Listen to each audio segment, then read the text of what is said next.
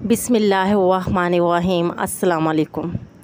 قاضی ایاس، جن کا اصل نام ایاس بن معاویہ رحمہ اللہ علیہ ہے، اپنے وقت میں ایک بہت ذہین اور زیرک قاضی گزرے ہیں۔ ان کی ذہانت اور زیرکی ضرب المثل ہے۔ ان کی ذہانت کے بہت سے واقعات مشہور ہیں، جن میں سے کچھ یہاں بیان کیے جاتے ہیں۔ ایک مرتبہ ایک شخص نے آ کر ان سے کہا کہ میں نے کچھ مال فلاں کے پاس امانت رکھوایا تھا، اب مانگتا ہوں تو وہ مکر جاتا ہے۔ قاضی الیاس نے مدعا علیہ کو بلوا کر پوچھا تو اس نے صاف انکار کر دیا اور کہا کہ مدعی نے میرے پاس کوئی امانت نہیں رکھوائی۔ اب قاضی صاحب نے مدعی سے پوچھا، تم نے یہ مال اسے کس جگہ سپرد کیا تھا؟ مدعی نے جواب دیا، جنگل میں ایک جگہ۔ قاضی صاحب نے پھر پوچھا، اس جگہ کی کوئی علامت ہے؟ مدعی نے جواب دیا، جی ہاں، ایک درخت ہے، اس کے نیچے میں نے یہ امانت سپرد کی تھی۔ قاضی نے اس کو کہا، اچھا تو تم اس درخت کے نیچے جا کر دیکھو، ہو سکتا ہے کہ تم نے وہاں امانت رکھوانے کی بجائے مال دفن کر دیا ہو اور بھول گئے ہو۔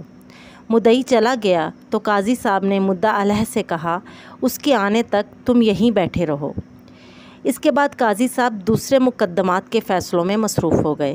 پھر تھوڑی دیر کے بعد اچانک قاضی صاحب نے مدعا علیہ سے پوچھا، کیا خیال ہے وہ شخص اس درخت کے پاس پہنچ گیا ہوگا؟ مدعا علیہ نے بے ساختہ کہا، نہیں، ابھی نہیں۔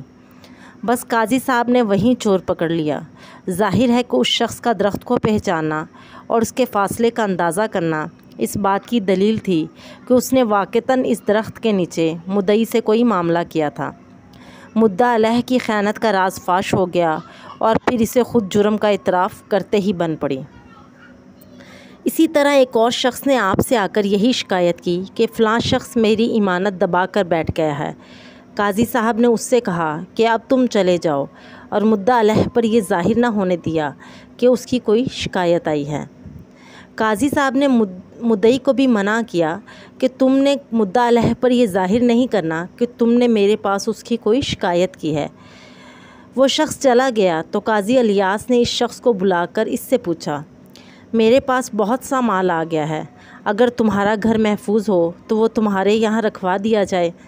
اس شخص نے خوشی خوشی کہا، جی ہاں، میرا گھر بالکل محفوظ ہے۔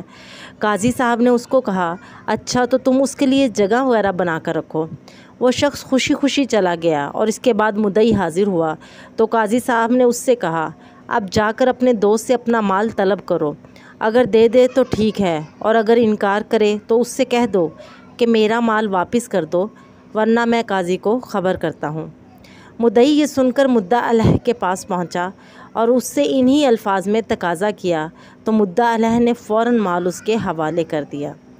اس کے بعد مدعا علیہ قاضی صاحب کے پاس آیا تو قاضی صاحب نے اسے سخت سست سنا کر رخصت کر دیا۔ انہی قاضی الیاس کے قاضی بننے سے پہلے کا ایک واقعہ ابراہیم بن مرزوق بصری رحمہ اللہ علیہ بیان کرتے ہیں کہ ایاس بن معاویہ کے قاضی بننے سے پہلے ہم ایک دن اس کے پاس بیٹھے تھے کہ ایک شخص آیا اور سامنے کی ایک اونچی سی دکان پر بیٹھ گیا اور راہ گیروں کو تکنے لگا۔ تھوڑی دیر بعد وہ اپنی جگہ سے اٹھ کر ایک راہ گیر کے پیچھے لپکا اور سامنے سے اس کا چہرہ دیکھ کر واپس آ گیا، اور وہ شخص پھر وہیں آ کر بیٹھ گیا جہاں پہلے بیٹھا تھا۔ ایاس بن معاویہ رحمہ اللہ علیہ نے اسے دیکھ کر کہا، بتاؤ یہ شخص کیا چاہتا ہے؟ لوگوں نے کہا، ہمیں معلوم نہیں، آپ ہی بتائیے۔ قاضی الیاس نے کہا، یہ شخص بچوں کو پڑھاتا ہے اور اس کا کوئی کانا غلام گم ہو گیا ہے اور اسی کی تلاش میں یہ بازار آیا ہے۔ اس پر ہم میں سے ایک شخص اٹھا اور اس نے جا کر اس شخص سے پوچھا، آپ کس چیز کی تلاش میں ہیں؟ اس شخص نے جواب دیا، میرا ایک غلام گم ہو گیا ہے، اسی کو ڈھونڈ رہا ہوں۔ اس شخص نے پھر پوچھا، آپ کا وہ غلام کیسا ہے؟ اس شخص نے غلام کے بہت سارے اوصاف بیان کیے اور آخر میں کہا، اس کی ایک آنکھ بھی ندارد ہے، یعنی وہ کانا ہے۔ اس شخص نے پھر اس شخص سے پوچھا، آپ کا مشغلہ کیا ہے؟ وہ کہنے لگا، میں بچوں کو پڑھاتا ہوں۔ اب تو وہ شخص واپس آیا تو بہت حیران تھا۔ اس نے قاضی ایاس سے پوچھا کہ یہ سب باتیں آپ کو کیسے معلوم ہوئیں؟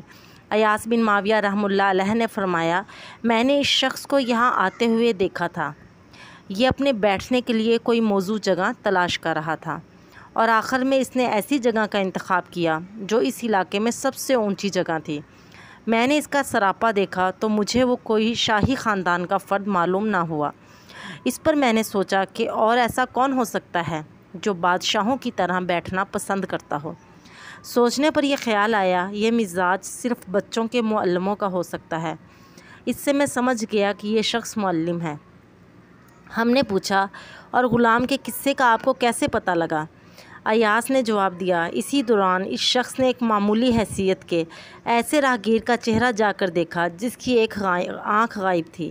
اس سے میں سمجھا کہ وہ اپنے غلام کو تلاش کر رہا ہے اور غلام بھی کانا ہے۔ کیسے کیسے اللہ نے اوصاف پیدا کیے ہیں اور لوگوں کو، انسان کو کیسی کیسی عقل سلیم عطا کی ہے۔ اللہ سے دعا ہے کہ اللہ ہمارا خاتمہ ایمان پر کرے۔ جزاک اللہ۔